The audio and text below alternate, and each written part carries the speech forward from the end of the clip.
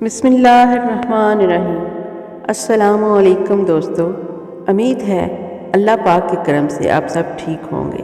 جو دوست میرے چینل پر نئے آئے ہیں وہ برائے مہربانی میرا چینل سبسکرائب کر دیں اور بیل نوٹیفیکیشن آن کر دیں تاکہ نئی آنے والی ویڈیو آپ کو سب سے پہلے مل جائے۔ تو چلیں کہانی کی طرف چلتے ہیں۔ کھوں کھوں کھڑ کھڑ کمرے کی تاریکی اور سناٹے کو چیرتی نکاہت بھری آواز سنائی تھی، جیسے کسی اندھیرے کنویں کی سیاہ بھیانک دیواروں سے سر ٹکراتی آوازیں کسی مددگار کو پکاریں مگر جواب موصول نہ ہونے پر اپنی گہرائیوں میں پھر سے معدوم ہو جائیں۔ کھوں کھوں کھڑ کھڑ نکاہٹ کا غالبہ اب آواز پر پوری طاقت کے ساتھ حاوی ہونے لگا تھا۔ ایسا نہیں تھا کہ کسی کو آوازیں سنائی نہیں دے رہی تھی، یا پھر افراد خانہ قوت سماعت سے محروم تھے، یا پھر دوری کی وجہ سے آوازیں کانوں تک نہیں پہنچ رہی تھی۔ ایسا ہرگز نہیں تھا۔ آواز سن کے بھی نظر انداز کی جا رہی تھی، تنفر کی وجہ سے، غصے کی وجہ سے، لاپرواہی اور لا تلقی کی وجہ سے۔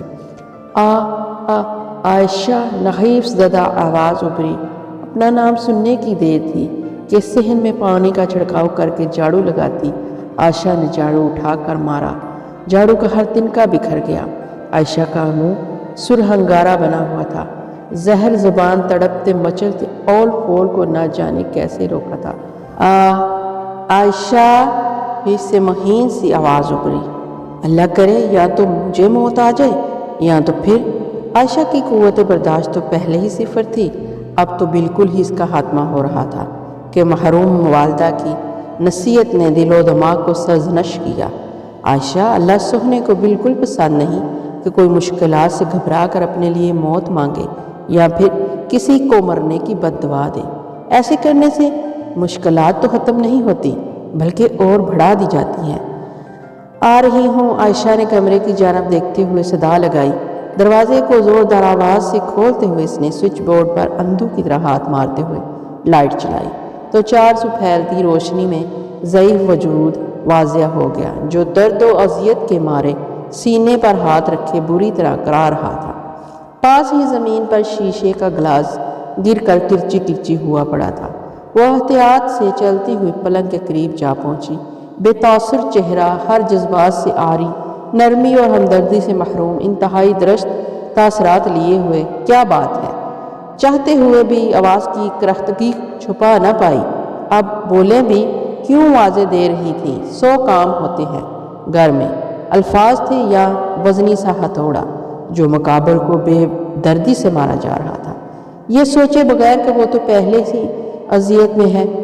پا سینے پر ہاتھ رکھے وہ ٹوٹے پھوٹے الفاظ میں بولی۔ اب کیا یہ پا لگا رکھی ہے؟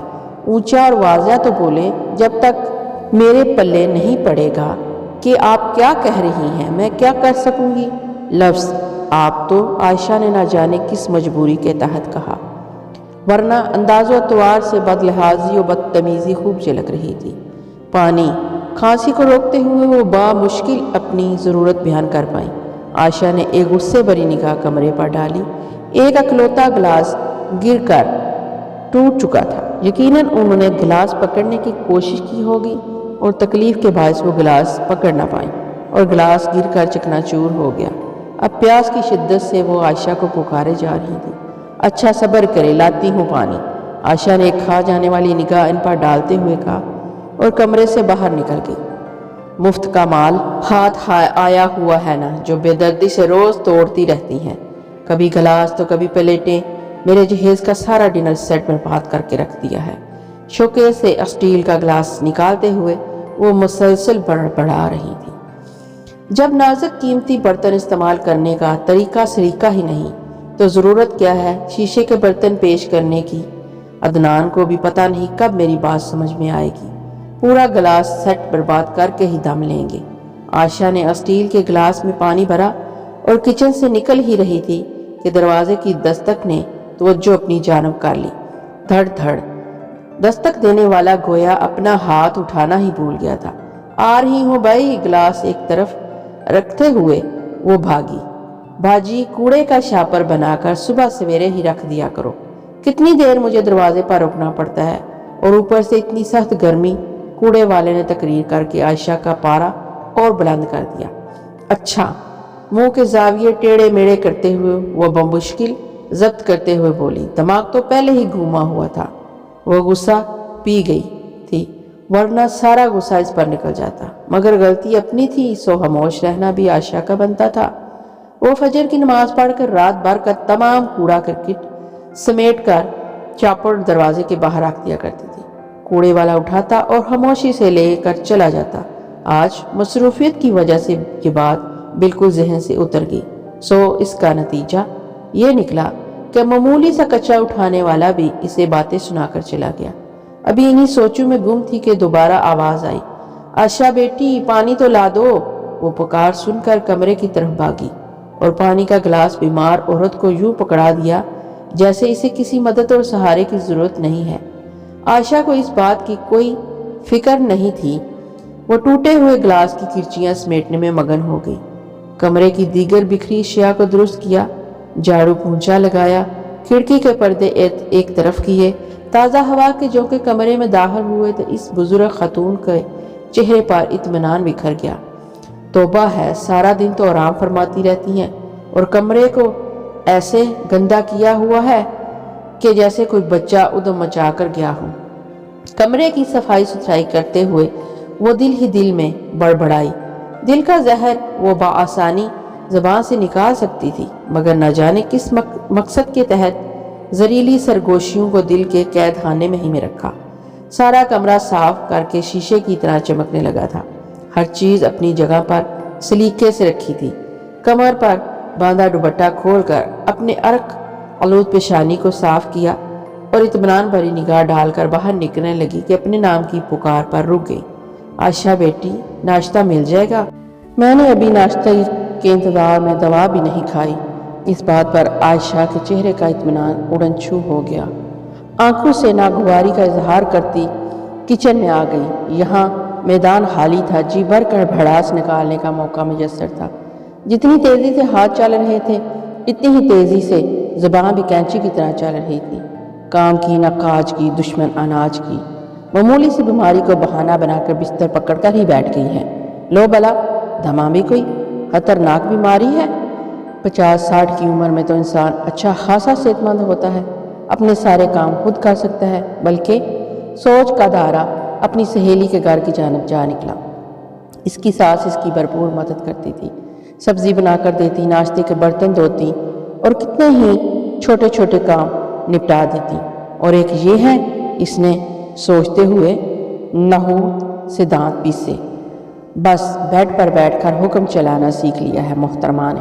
عائشہ یہ لا دو، عائشہ وہ لا دو، فرمائشی پروگرام ہی ختم نہیں ہوتا۔ بہو نہ ہو گئی، مفت کا نوکر ہی میں ہاتھ لگ گیا۔ سسرال والوں کے تو عیش ہو جاتے ہیں، بہو کوہلو کے آگے باندھ کے خود آرام کرتے رہتے ہیں، اور بہو نہ تھکے اور نہ ہی گرے۔ کپ میں چائے انڈے لی، سلائس سیکے، انڈا بھی اتنی دیر میں ابل چکا تھا۔ کہنے کو بیمار ہے، ناشتہ ملاحظہ کرو، پورے ہٹے کٹے انسانوں والا، اتنا کھا کر بھی ان کے منہ سے آواز نہیں نکلتی، جیسے جسم میں جان ہی نہیں ہے۔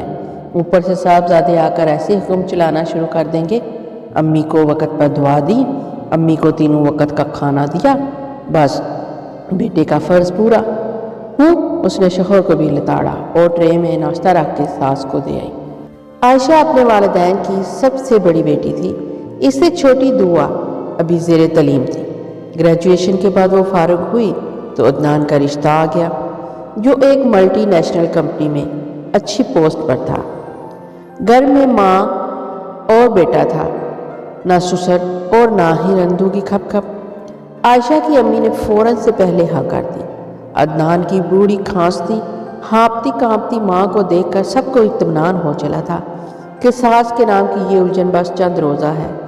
بیمار بوڑھا وجود کتنی دیر جیے گا، پھر بس ہماری بیٹی شہزادیوں کی طرح راج کرے گی۔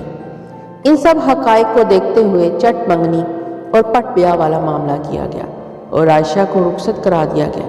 اسی دوران عائشہ کی والدہ کو معمولی سے بخار نے پکڑ لیا اور وہ ملک عدم سدھار گئی۔ اب صرف والد ہی رہ گئے تھے، جن کی طرف سے عائشہ کو خاص ہدایت کی گئی تھی کہ عائشہ اب تمہارا جینا مرنا سسرال میں ہی ہے۔ قسمت سے تمہیں اچھا سسرال مل گیا ہے۔ بوڑھی بیمار ساس کو اپنی ماں کی جگہ سمجھنا اور ڈھیروں دعائیں لینا، یہ دعائیں ہی ہوتی ہیں جو انسان کے باغ جگا دیتی ہیں، بند قسمتوں کو کھول دیتی ہیں، کیونکہ با ادب با نصیب، بے ادب بے نصیب ہی ہوتا ہے۔ شادی کو 2 سال گزر گئے ساس اور شوہر کی خدمتیں کرتے ہوئے۔ تو دوستو، یہاں تک کی کہانی آپ کو کیسی لگی؟ کمنٹ باکس میں اس کا اظہار ضرور کریے گا۔ اس کہانی کا اگلا حصہ جلد ہی انشاءاللہ لے کر آؤں گی۔ اپنی دعاؤں میں مجھے یاد رکھیے گا، مجھے سپورٹ کریے گا۔ انشاءاللہ پھر ملیں گے۔ اللہ حافظ۔